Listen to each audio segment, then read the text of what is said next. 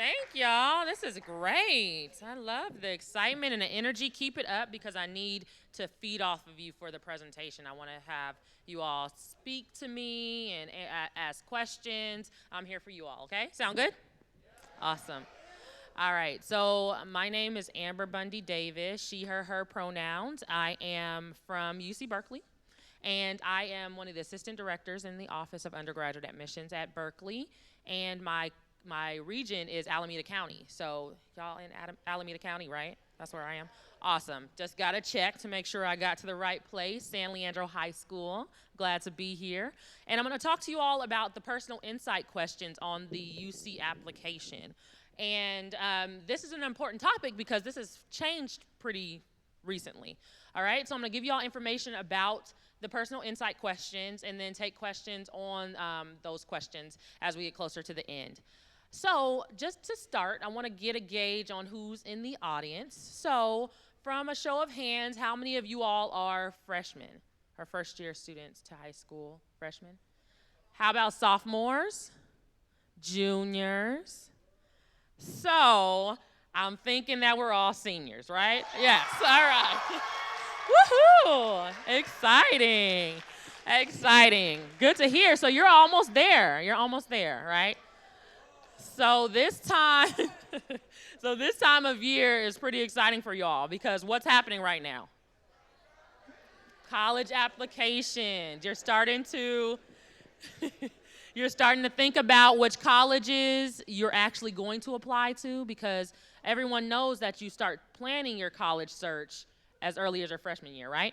You started doing that. You started to think about the schools that you were going to apply to, started to get your grades in order, started to pick your extracurriculars. And then your junior year, you put together a list, right? And now it's time to execute that list, right? So you're going to start applying. And part of the application process is what some people call personal statements, some people call your essays, and we at the UC system call your personal insight questions. So I'm going to get to that for you all. And this is easier for me to just. All right. So again, this is me, Amber Bundy Davis, Assistant Director. And when we talk about personal insight questions, that comes into what we call our holistic review. So in the UC system, we have a holistic review, which means what? Anybody? Anyone? Yes, I saw a hand. I saw a hand. Shout it out for me. What does holistic review mean? Yes, everything. I saw the hand moving. Everything. All right, we look at everything. Thank you.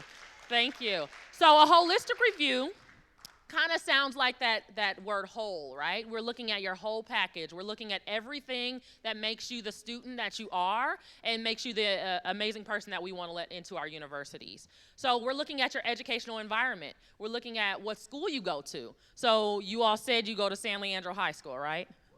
Yes, yes. Some of you might also attend other schools, right? Some people do immersion programs where they go to a college and they take classes at a community college or a junior college. Anybody had that experience of taking some other classes? Some people may have transferred high schools at this point, didn't start at San Leandro High School, but came to San Leandro High School. So we look at your educational environment. And with that, we look at the rigor of the courses that you take. We look at AP courses, IB courses that you are offered, and what you actually took. So that goes into the holistic review. We look at the resources that you have. So if we see at your school you have 19 AP courses and you only take one, is that taking advantage of all of your opportunities?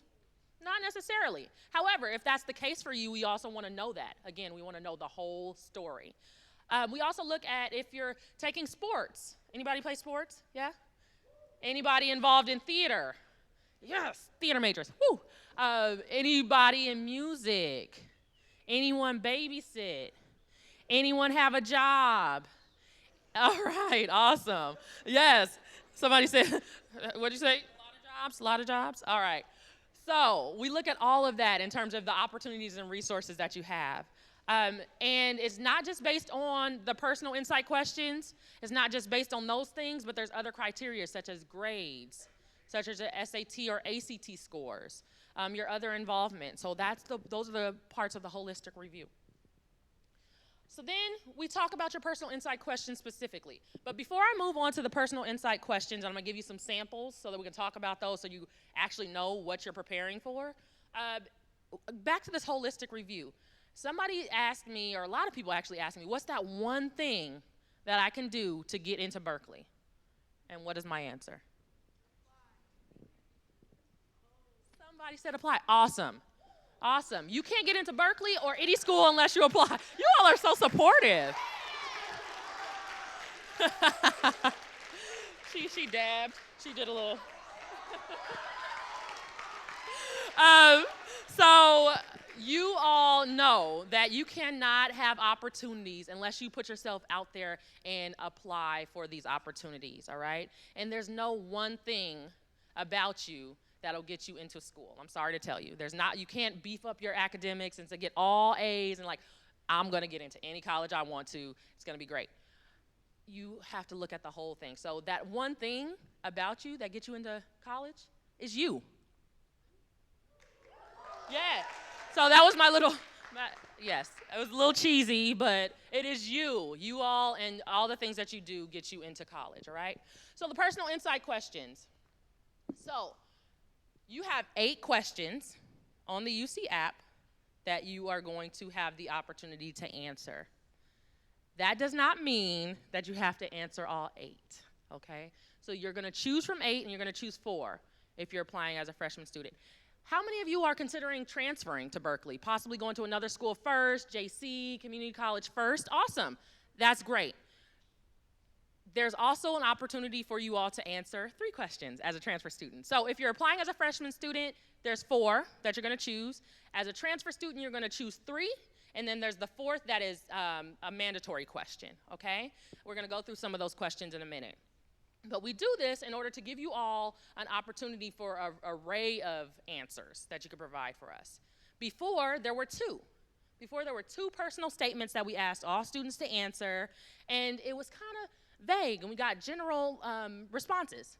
But what we've done with the UC application is make more specific questions, giving you 8 of them, you choose 4, and they're all questions that give us answers that we want to know. So they're not trick questions.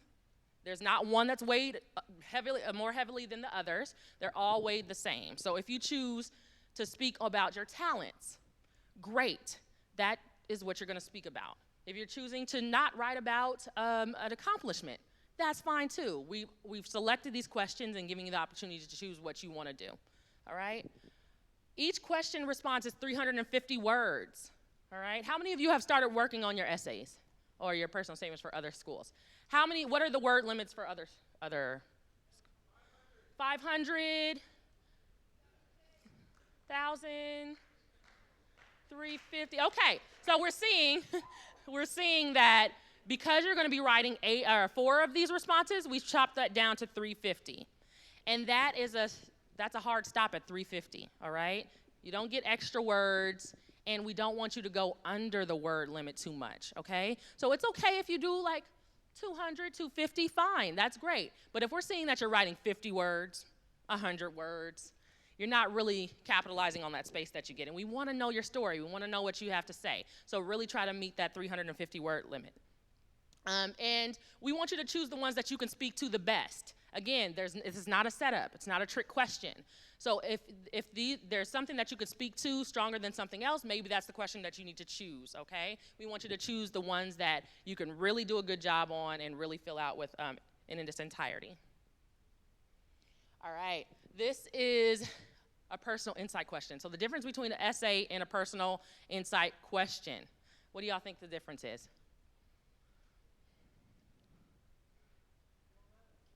The format, who said that? Who said it? Great, yes, yes. The format is different, right? Right, so everyone has taken English, right? Right, because it is one of the A through G requirements. So everyone's taking English, right? So what's kind of your typical format for an essay? MLA. What happens in the beginning? Intro, then what happens? Then what happens? Then what happens? It's over, right? Okay, so you concluded it, right? You have this structure of an essay. But for the personal insight questions, we don't have a format that we're having you follow. We don't want to read an academic essay. That's why we made them into personal insight questions. We want you to get to the point. We want you to tell us what you need to say. Tell us about your experience. Tell us what happened, what made it important, and why that affects you. And again, these questions are very specific, so it'll ask you exactly what it wants you to say, okay? So we don't need a polished essay. Grammar and spelling won't necessarily hurt you. However, it does become difficult to read if we have to comb through a lot of like grammatical and spelling errors. So do make sure that you're getting it proofread and revised by other folks. Get another set of eyes, because sometimes we know we wait until 11:59 and it's due at 12, and we're like, okay, I can get this done. I'm a genius, right? And then we miss some things that we can catch if we just give it a little bit of time, really revise it, and look over it thoroughly. All right. The application, the personal insight question, is never read alone. So what does that mean? When we look at your personal insight questions, we read it alongside all of the other information that you've put into your application. So by the time we get to your personal insights, we've already seen your GPA. We've already seen your test scores. We've already seen what jobs you've had. There's a portion on family, your family demographics. We know where you come from. We know what high school you've gone to. We know what was offered. So we're reading this with that. So if there was something that happened in your grades or something that you need to elaborate on, we're reading that in conjunction with that. We're like, okay, that makes sense now. Oh, okay, we see that there may be a little bit of a dip in junior year. All right, here they're explaining they had some hardships. This is how they overcome it. Oh my gosh, they did great. This is amazing. So it's building that story, all right? Your responses aren't graded. We're not giving you an A, a B, a 1 or 2, none of that. We're reading it, again, in conjunction with everything else. Sob stories. How many of you think or have been told that the way to get into college in your essay is to write something that makes the reader cry? Yeah, I heard that too. That's not necessarily the case, all right? While that might be true for some folks, and that might be, your situation, you don't have to do that in order to make it a compelling personal insight question for us to be able to read. I see some. Were you my theater group right there with the tissues? They're acting out sob stories right now. So if you have that to write about, great. We want to know about it. We want to know what happened, but we also want to know how you came out of that. But if you don't, that is fine. There are 7 other questions that you can answer and write about. That doesn't necessarily make a strong essay. Use I and my statements. Okay.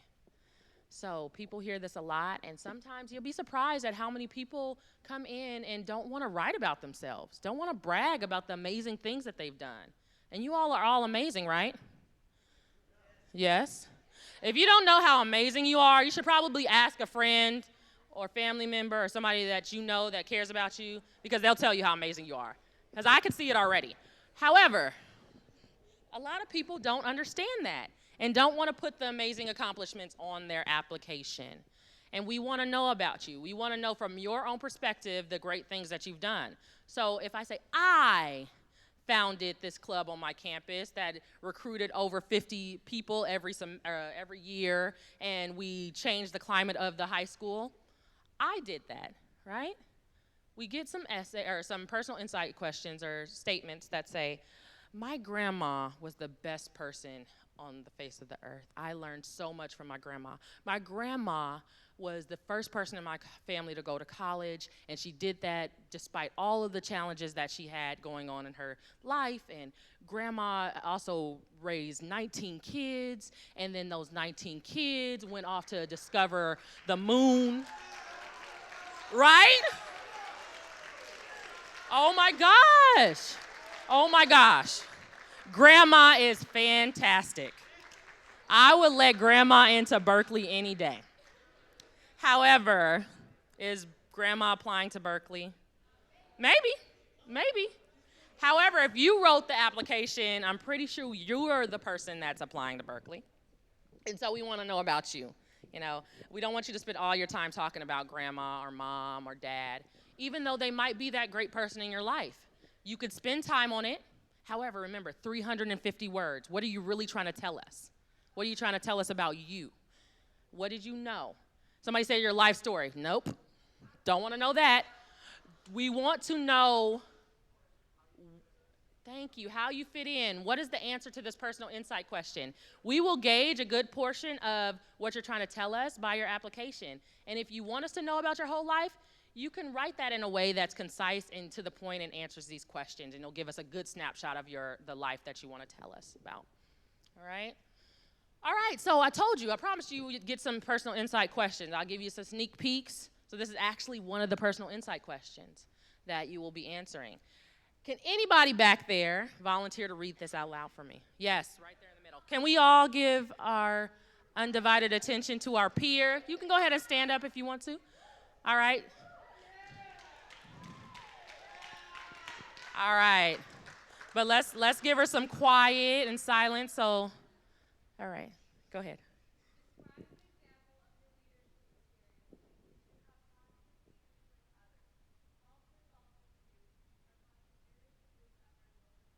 Awesome. Thank you very much. All right. So this question is specifically telling you what you should write about, right? So the highlights from that: leadership experience, which you've positively influenced others, resolved a dispute, or contributed to a group over time, right? So there's some key things that you should pay attention to there. Leadership. Positions. Have you held a position? If you've held a position, that should trigger something for you. Let me look back to when I was captain of the basketball team. Awesome. What did I do on the basketball team? Did I help somebody resolve an issue? What conflict came up? Oh, did I help somebody achieve something? Awesome. Maybe I can write about that. They're bringing some things out for you. Those should be signals that, oh, well, maybe I have some information to talk about here. Also, have you contributed to a group effort over time? Over time, you know, because sometimes we write, oh, there was that one time that I did that one thing, and it was great. That's an example, yes. However, it will be stronger if you talk about that one time over time that you've done it. So if it started your freshman year, you continued through your senior year, or it lasted a summer, or you volunteered for the course of a school year, those are all great things to show that overtime piece. Some examples here, things to consider. Have you mentored others? Some of you raised your hand about babysitting. Babysitting is a mentorship opportunity. Babysitting is a responsibility, especially if you are the person taking leadership in contacting people, or you set up a schedule, or you're somebody who is regularly called upon. That shows that you are dependable, reliable, right? All these things to consider if you are babysitting. That's a job, that's an occupation that you've held on top of being a stellar student, right? Awesome. Did you play a role in a leadership event, right? Do you all have rallies or proms and things like that come up? Any of you all on those committees? Yeah? Some of you yeah, you just show up. Yeah. Okay, that's fine too. But if you've been on a committee for something inside of school or outside of school, what have you done to really add to that outcome, right? And again, we talked about parenting responsibilities. Are you an older sibling?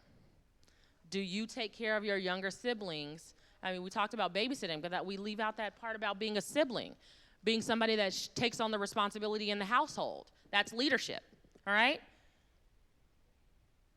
All right, next one. Who wants to volunteer? Who wants to read it for me? Anyone?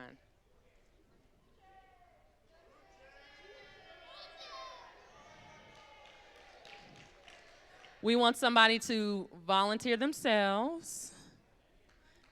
If anybody? All right, I'll read it. I'll go ahead and read it. All right, here you go. Right here in the front. You want to stand up for me? You want to go? All right, I have another one. You'll go next. All right. Here we go. Loud and proud.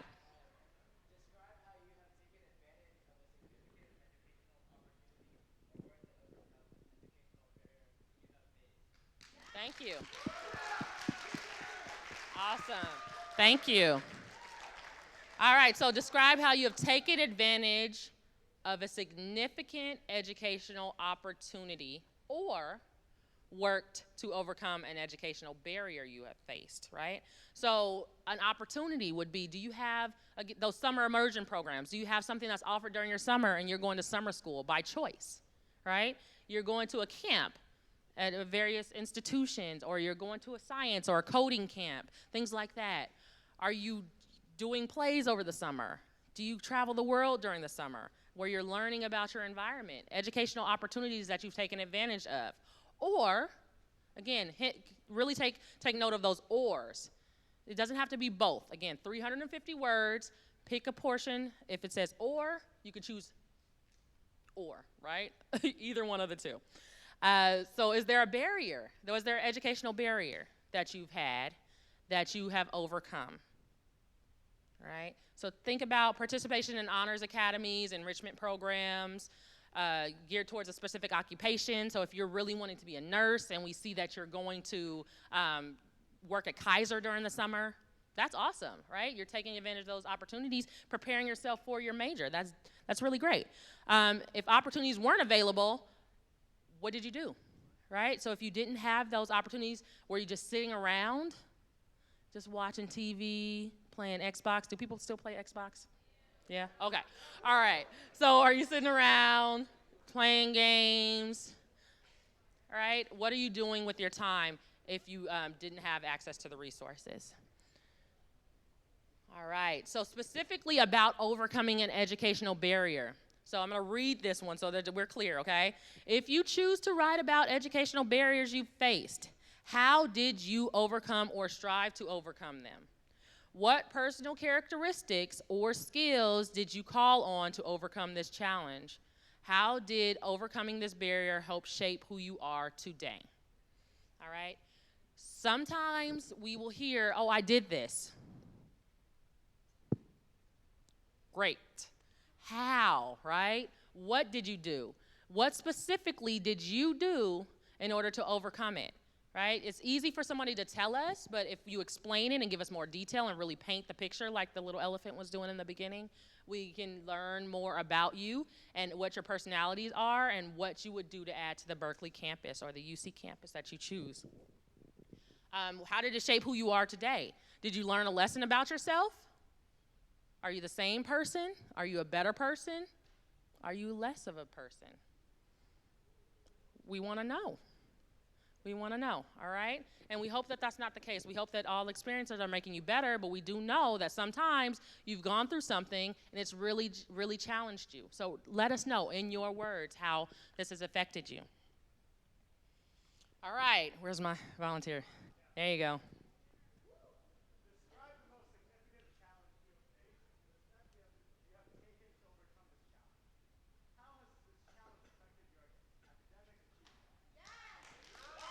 Thank you. Thank you very much. So this one touches on some of that, what we said about sob stories. This could come out. You could have a situation that is very personal and very emotional for you. And the person reading it, or the people reading it, could be very touched, and it could be very emotional to them. So this could bring that. There's significant challenges that you face in your life, right? What did you do to overcome the challenge? So when I say sob stories might not get you in or get, create this picture that you want to paint, because sometimes we get the sob stories that just leave us there. You tell us this hardship that you've had, the thing that you struggled with, but then what? We don't know how you overcame it, what you did to get away from that situation, what you did to empower yourself or empower others, and so we're just left wondering, what happened? And I know that me, with my big heart, let me find this person I want to go figure out and make sure that everything is okay, right? We want to know. We want you to tell us. We want you to tell us how things manifested themselves for you, okay? A challenge could be personal. It could be something that you face in your community or school. So something that happened here could be a challenge for you. How did you overcome that challenge? Why was your challenge significant to you? You are determining this. And I don't want you to think about, nobody's going to care about that. Nobody cares about this little thing that happened to me. If it's significant to you, you write about that because nobody can tell your story, right? Nobody has the same situation or challenges that you've had. All right? And this is a good opportunity to talk about obstacles and what you've learned from those experiences. Awesome. All right. So, personal insight questions have some do's or don'ts that I want to try to share with you. Again, I can't tell you how to do this, but from experience and based on the people that have created these are some of the do's and don'ts that we have for you. So avoid acronyms. All right? LOL. I don't know. LMFAO. What else? There's so many, and there's new ones that come about every day. And one thing that I can tell you is that we have a really diverse pool of readers, meaning we have people from all over the world. We have people that are younger, people that are older, not babies. I don't know why I did that.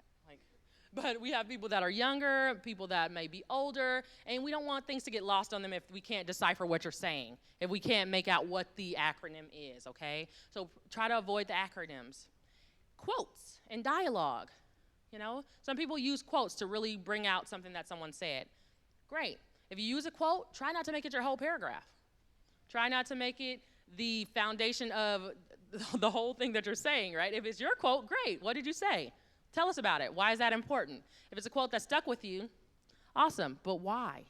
Why are you saying that? You know, why are you using this quote? You have to do a really good job of painting that for us because a lot of us, we can read those things, right? We can read a quote or we know what someone says, but what does that mean to you? You're kind of getting that I have a theme for this. What does it mean for you? It's about you and your story, right? Creative writing. Yeah, we talked about essays. And it was a dark and stormy night. And yeah, okay, so we want to make sure that you're sticking to the essay prompts or the personal insight prompts and that you're answering those questions. We don't need you to do the best creative writing project that you have and drop it into your personal insight questions. We can be prompt, be succinct with your essays and your responses, and tell us what you want to say. Storytelling, scene setting, that takes up a lot of space and a lot of time. Repetition. People ask, there's only 350 words. How do I cut that down? Repetition. If you've said it once, that's all you need to say. You don't need to say it again for the second sentence and then the third sentence to kind of give it that emphasis. We get it. The first time you said it, awesome. Let's move on to the next thought, right? Because we want to make sure you're getting enough space to do the rest of your work. Asking questions. I can't respond back to you if I'm reading it. So if you're asking me a question in your essay or your why do I keep saying essays? Because we're so used to that, right? Personal insight question. That's also another way to save space is to take out some of the questions. And then inappropriate use of humor. Again, we have a variety of people that read these. Just because you think it's funny, I might think it's funny, but the other person that reads it may not. And we don't want anyone to think any less of your work or be confused by what you're saying if the joke is lost on them. So try to avoid inappropriate use of humor. Also, one thing that's not on here is that these personal insight questions go to all of the UCs that you apply to, okay? There's one UC application. And so when you're writing your personal insight questions, it's very important that you are aware that there might be other schools that read this. Similar to the Common App, other schools read that too. We don't use the Common App, we use the UC app. But when you're applying to UC, if you drop in something that says, I love UCLA, UCLA is my top school, I've always wanted to go to UCLA, and you also applied to Irvine, Davis, and Berkeley, what does that tell us, right? Attention to details, right? We want to make sure you're paying attention to detail and that you're not singling out one school because what if that school doesn't accept you? Do we have what you want? Or, are we offering you the things that you need? We want to make sure that you all are not limiting your options, okay? All right, and here's some resources for you all to talk a little bit more about comprehensive review, which is also another term for holistic review, which all the UC system uses. This presentation, as well as some handouts to prepare you for your personal insight questions, are available on the UCOP website. And with that, I want to open it up for questions. I know that I talk fast and I gave you a lot of information. So I want to give you all the opportunity to ask me the questions that you have about personal insight questions, about the UC application. I'm here. It's your time. Yes, over here.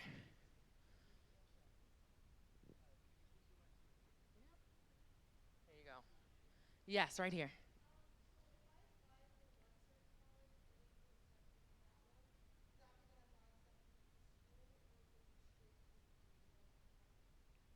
I'm okay. I'm gonna try to understand. So if you apply to the UC colleges, or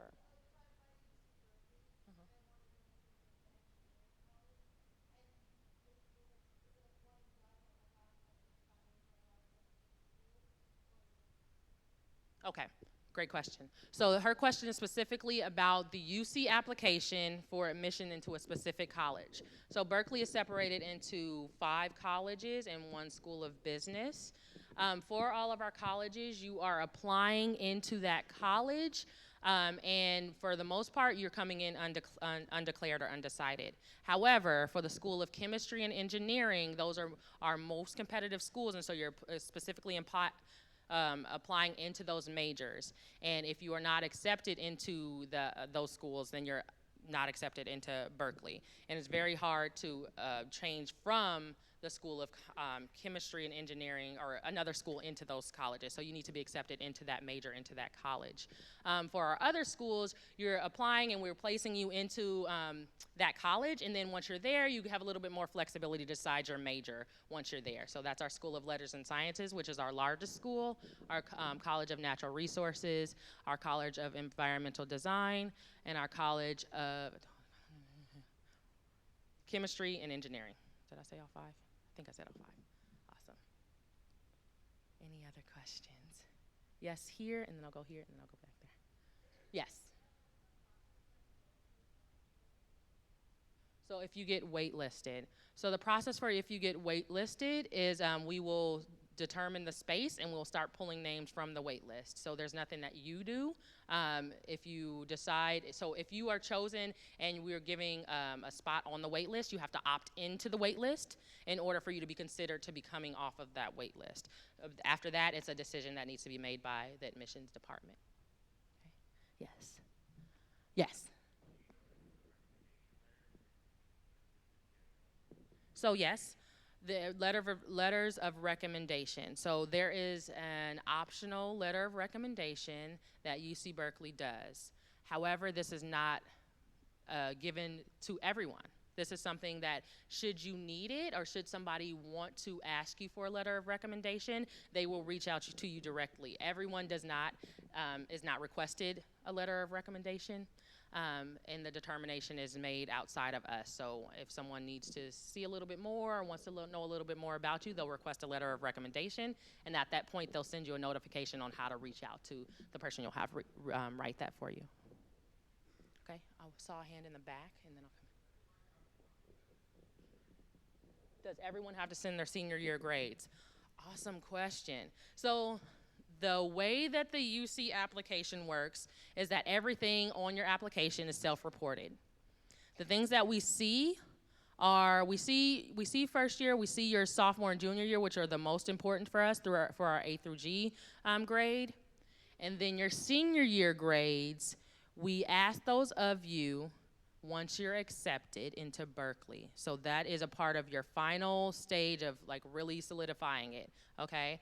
That happens, and you might get a letter, you might get an acceptance. However, if those grades have slipped, if those grades aren't what you reported to us or anticipated happening, or you didn't take the classes that you said you were going to take, that admissions can be revoked.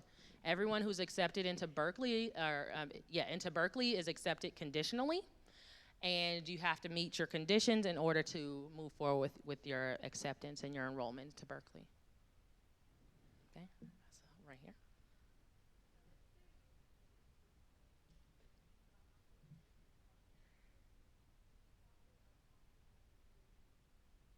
Oh wait, I'll try. Okay, say that one more time.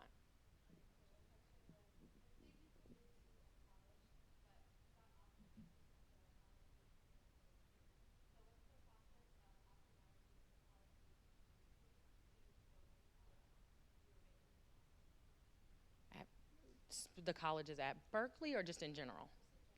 Okay. So what typically happens is there is a date that you have to submit your intent to register. And the question was, what happens when you want to go from a college that you were accepted to and then take a wait list option from someone else? So typically you have to submit your intent to register for a school, and that's the school that you're going to go with. You're saying that you're registered to this school. If you don't, you will forfeit your money that you've paid for that registration, and then you don't know if you're going to actually get off of the wait list. And if you are, I can't speak for other schools, but it's really hard to come off of a wait list if we know that you've already taken a option at somewhere else, if that makes sense. So it's pretty important that you decide, and when you register that you're sure, because one, you won't get refunded your deposit, and your space may be given to somebody else at another school. I hope that answered your question. Hope so.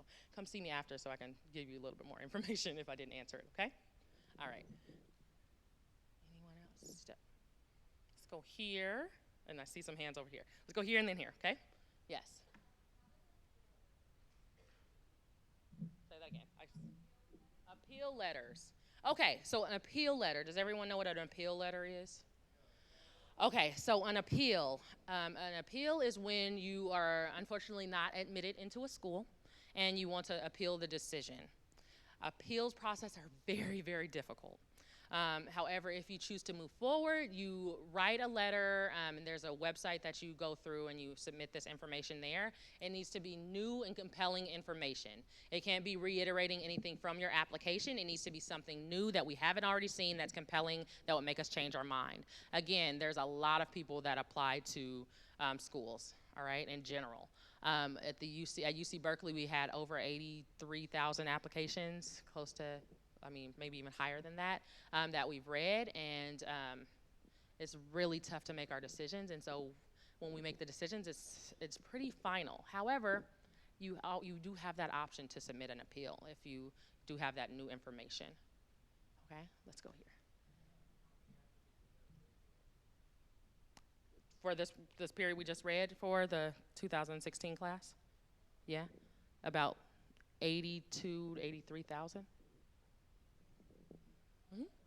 Yes. I cannot hear you.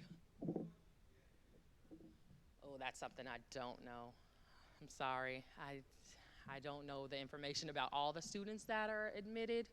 Our average GPA is about like a 3.9 to like on the high end 4.1 if you have a scale of that. And again, are you all going to be at your college fair that's going to be happening soon? Yes.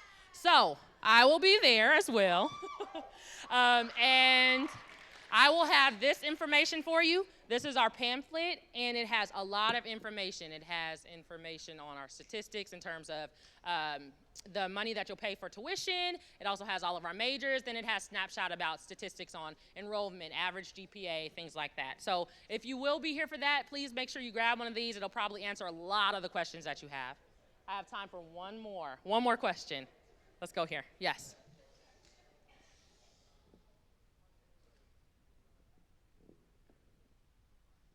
I'm sorry, say that again. If you have under a 2.0 GPA, because our school is competitive, we say 3.0 is the minimum. However, again, there's a whole package, right? That holistic review. If there's a story there, if there's information that we need to consider, please let us know. However, again, because of the competitive nature of the school, you should be aiming for above a 3.0 and overall, okay? The higher you can go, the more competitive the more competitive you will be in terms of your application. And we want to make sure you're setting yourself up not just for Berkeley, but for other schools, for other options, right? We want you to come here, but if you can set yourself up for more options, the better, okay? And I think that's all the time I have. You all have been so amazing. Thank you so very much.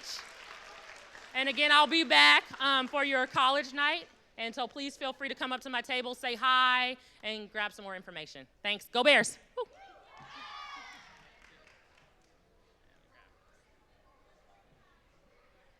Okay, let's give one more round of applause for Amber.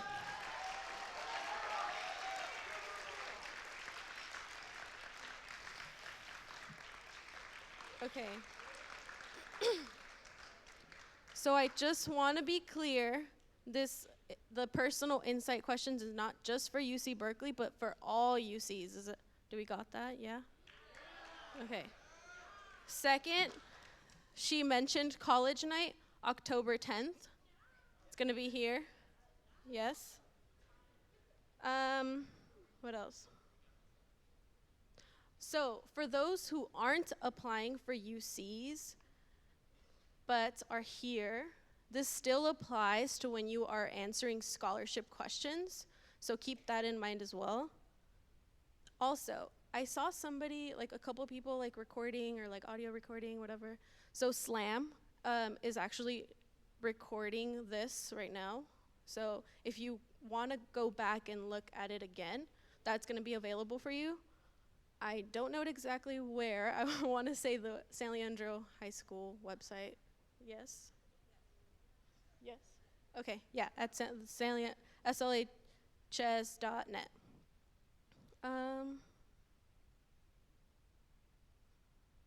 Also, the personal insight questions are available online. So if you just, it's as simple as just Googling like UC personal insight questions, and then you get them. But I will also have them printed for you all in either the counseling offers or in the College and Career Center. Yeah.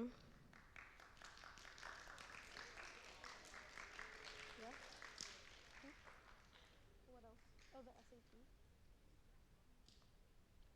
SAT. Okay, also, please, please, please, if you haven't registered already for the SATs, if you haven't, I know there's only like a couple spots left close to San Leandro High. I think they're still open for like Berkeley or Palo Alto. So just keep that in mind to register now.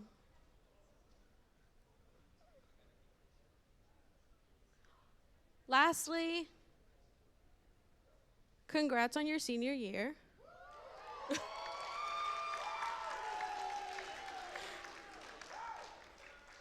However,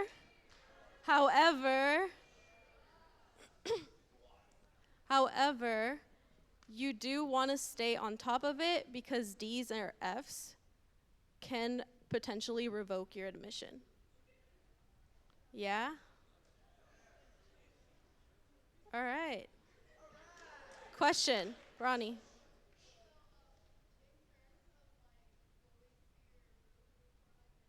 Yes?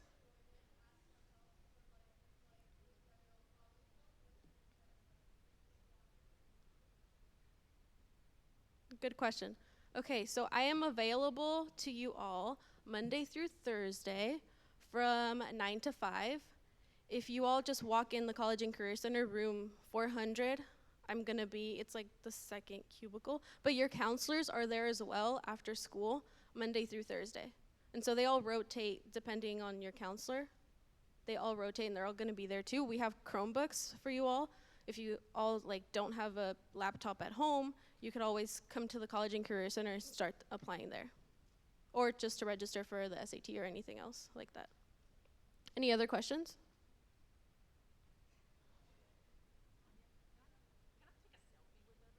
Yeah, Amber wants to take a selfie. All right. In like 10 minutes. Huh? 10? 10. We just remind them it's 90 degrees out. Let me talk to them. Yeah, I'm going to tell them. Thanks, y'all.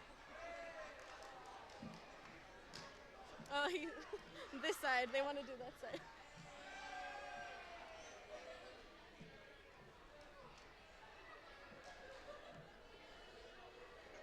Oh, me. I was like, what? All right. So I think there's about like 10 minutes till like the period ends. So I'm going to have do you all know Miss Kristen Gluncher? Yeah, your vice principal or associate principal? Yes. Well, she's going to come in and talk to you guys a little bit.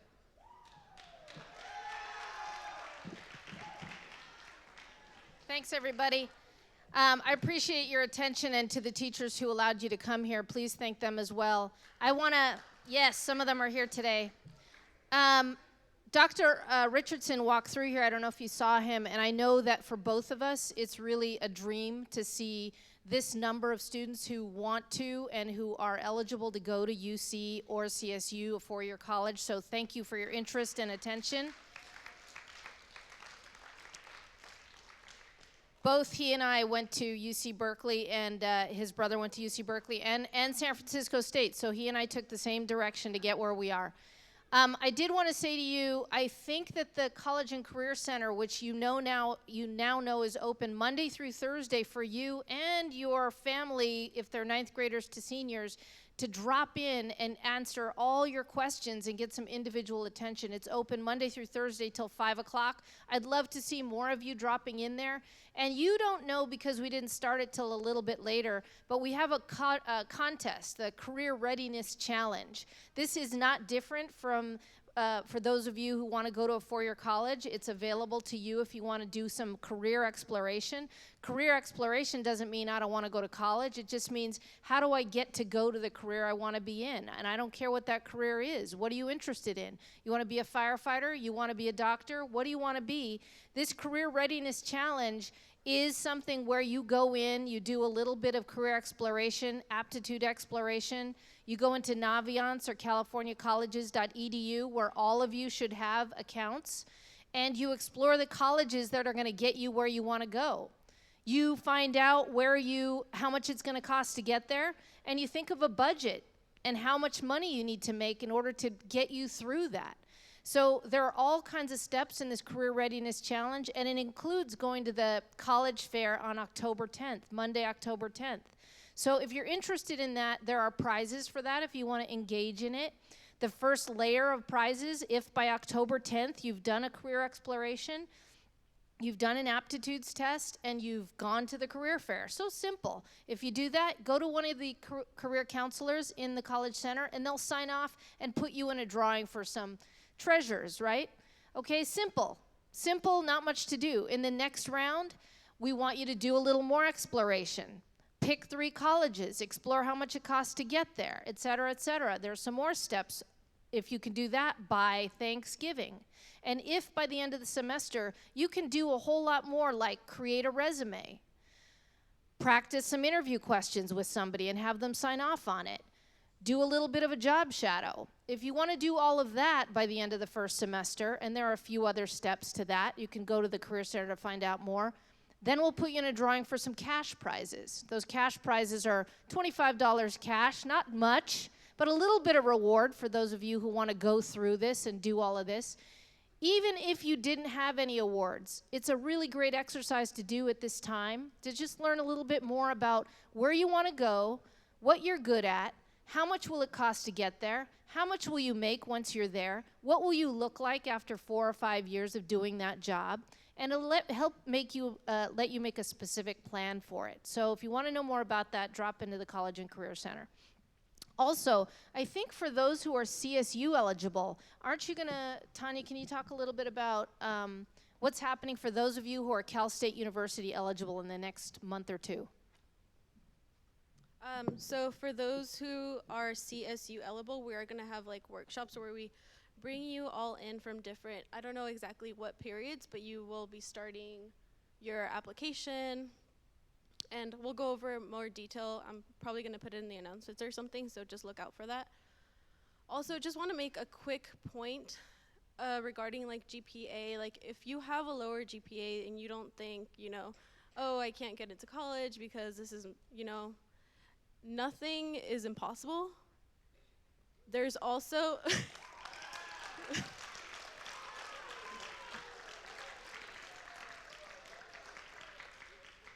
there is not like one straight path, right? So there's community college, there's gap years, as long as you keep like focused on what your end goal is, like you can achieve that. So don't let right now, like this very moment, like let you down from like what other of your peers are doing. Got it?